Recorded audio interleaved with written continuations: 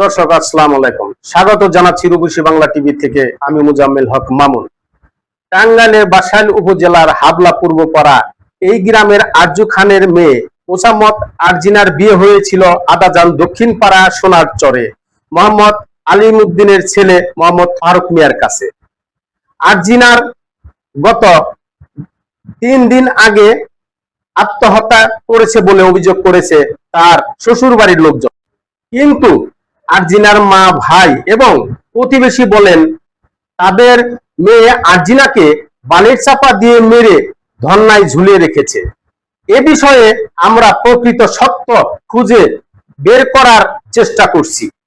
চলুন আমরা আরজিনার মা এবং প্রতিবেশীদের কাছ থেকে সত্য ঘটনাটি তুলে ধরার চেষ্টা করি। কিছুতে মেনে নেয়নি। আমার মেয়ে কাজ করতো, নামাজ পড়তো, রোজা করতো, হ্যাঁ আফসা মতন সবসময় পর্দাশীলভাবে থাকতো, কিন্তু আমি কোনো সময় মানতে পারি না। হ্যাঁ শ্বশুর শাশুড়ি অনেক অত্যাচার করছে, তখন ফাঁসি নিল না। শ্বশুরের মারার নিয়ে দৌড়াইছে, তখন ফাঁসি নিল না। তার যায় জ্বালাইতেছে, তারপরে দেখি লাশ ঝুলতাছে। পরে আমি দরবার নিয়ে চাইলাম, পরে আমার পাশের মানুষ গেছে, তারা আমার লাশের কাছে যাইতে দিল না। পরে দেখি যে ঘরের ভিতর দিয়ে ঠকছে, খুঁজে রাখছে, বিছনা দেখলাম এলোমেলো, দেখলাম মুসুর টানি নেয়, তার বাড়ি দেখলাম এলোমেলো, তার বিছনা চাদর দেখলাম এলোমেলো। উচ্চ গ্রাম দেখেন বেলা আছে, উচ্চ গ্রামে চেয়ার ঘর ধরিয়ে নিয়েছিল। চেয়ার ঘর ধরিয়ে নিয়ে এসে পরে তার শাশুড়ি আর তার চাষি শাশুড়ি দুজনে টাইনে নিয়ে গেছে আমার মেয়ের। লাশটা দেখে আমার মনে হলো না যে ফাঁসি নিছে আর কি। লাশের কি সুরতাল কি দেখছো তুমি? কোনো স্পট আছে কোথাও? কোনো স্পট নাই, মনে করেন যে নাকটা একটু ডাবা ছিল, নাকটা ডাবা ছিল, আর নাকের যে ফুল বেকা ছিল, বেকা ছিল, কি একটু বেকা নেই ছিল, একটু নাক জানি চাপ দিছে, মুখে আর কি চাপ দিছে, এরকম কিছু মনে হয়েছে। যেভাবে তারা মনে করেন যে হলো ওই ফাঁসির দড়িটা ঝুলাইছে, ওইভাবে কোনো মহিলাই মনে করেন ফাঁসির দড়িটা বাঁধতে পারে না, বুঝছে?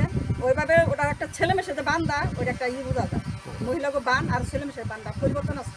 মহিলা আমি দেখি এই পাশে তারাই রয়েছে, পরে সামনাসামনি যায় ঘরের ভিতরে আমি ঢুকি নাই, দেখতেছি যে এই ধর্নার সাথে ওরা উপরে আমি ঝুলে রয়েছে আর কি, উনা দিয়ে পেঁচে গলা মধ্যে দিয়ে আমি ঝুলে রয়েছে, নিচে একটা মোড়া আছে, পা মাটিতে ঠেকানো। আমার নাতিনের এই অবস্থা, কিন্তু আমার নাতিন কোনো দিন মাথার কাপড় ফেলায় না, হাত মাঝে মুজে দিয়ে চলছে। মানুষে যদি কইছে আত্মহত্যা করুন তাকে বুঝাইছি, কিন্তু আমার নাতিন আত্মহত্যা করুন কোনো লোক না।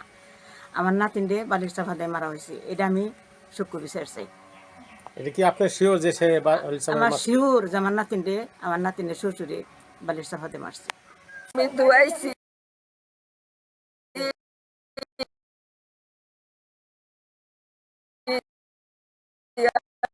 আমি নিজ হাতে মারে দিয়ে দিছি।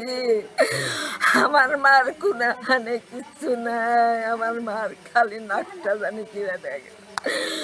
আমি কই আমার মা জীবনে ফাঁসি নইতে পারবো না, আমার মা কোনোদিন ফাঁসি দিব না।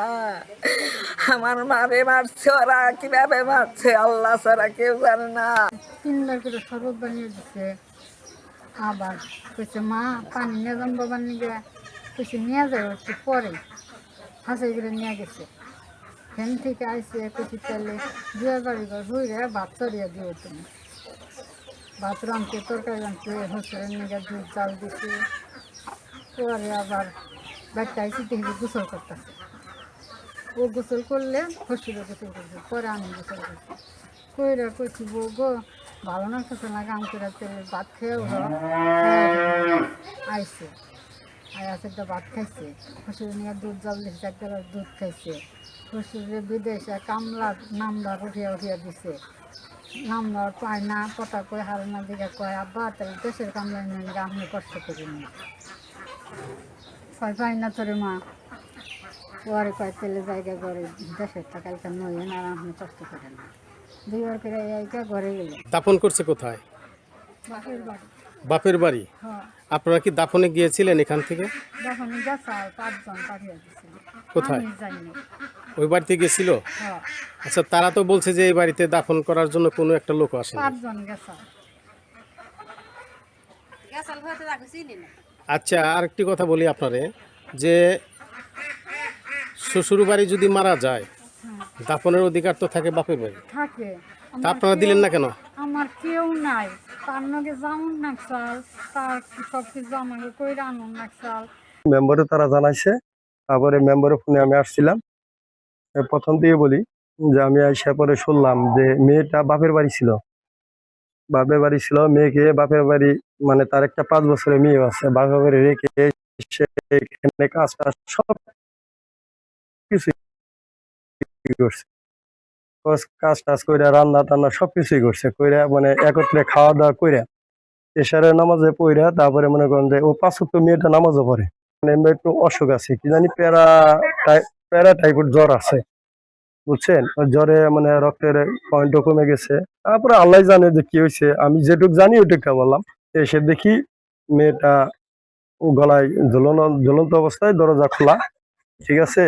কিন্তু মেয়েটাকে বাঁচানোর জন্য ওই মেয়ের শাশুড়ি মনে করেন দরজা ভাঙতে পারে না, ওই পাশ দিয়ে টিনের পাশ দিয়ে সিঁদুর ঘরে ঢুকছিল, দেখে যে মেয়ে মারা গেছে। পরে আর মেয়ের কাছে দিয়ে একটু ফেসে দিছিল উপরে, পরে আর ওই ইটা কাটে নাই, যেহেতু মারা গেছে। পরে যা দেখলাম এখানে এই বাইশটা বউ যে একটা দুর্ঘটনা হয়ে মারা গেছে, এটা সম্বন্ধে কতটুকু জানেন আপনি? ওরা মনে করেন যে ও যে এলো 10টা 11টার সময় আইছে, ওই দিন থেকে আমার বাড়ির উপর দেয়, আমার বাড়ির উত্তর পাশে ধান নিত আনতো, মানে গেত হয়তো ধান করতো, কাজ করতো, হাসি খুশি ভাবে গেছে আইসি। আবার হইলো মনে করেন যে আমি আবার বিকেলবেলায় আসছিলাম সন্ধ্যার পরেও, তা হইলো খাইছে, খাওয়া দাওয়া করছে। তারপরে অনেক রাত্রে এলো মনে করেন যে এই যে শুনছি যে এলো মারা এরকম হয়েছে। স্যার ফটো ভাঙা হয়েছে, ফটো ভাঙা নাই, খুলে দিছে আমার বাচ্চা কাছে মারছে দরজার মধ্যে। আমাকে ভাঙে দরজা ভাঙে গেলা দাবার হবই কথা না বোতলকে দরজা ভাঙিয়ে দিয়ে যে দরজা খুলে দিয়ে যে মেরেছে। তাহলে আমি আর খুলি নাই। পরে মেম্বারে বলছি, মেম্বারে পরে পুলিশে বলছে, পুলিশ এসে পরে হারান নিয়ে গেছে। পরে পুলিশ আবার বলছে, হেরা এসে আবার আমার মারা নিয়ে ওই লোক হেঁটে দাঁড়িয়ে তোর পালাইছি। আপনি কি অসুস্থ? হ্যাঁ স্যার, আমার তো কাজ ইস্যু করছিলাম। আমি এসেছি আরজিনা শ্বশুরবাড়ি বাসাইল থানায় এই ঘটনাটি উদ্ঘাটন করার জন্য। আপনার এলাকায় অন্যায় অত্যাচার ঘটে যাওয়া ঘটনা আমাদেরকে জানান, আমি দেশ ও জাতির কাছে তুলে ধরবো। আমি মুজাম্মেল হক মামুন, রূপসী বাংলা টিভি, টাঙ্গাইল।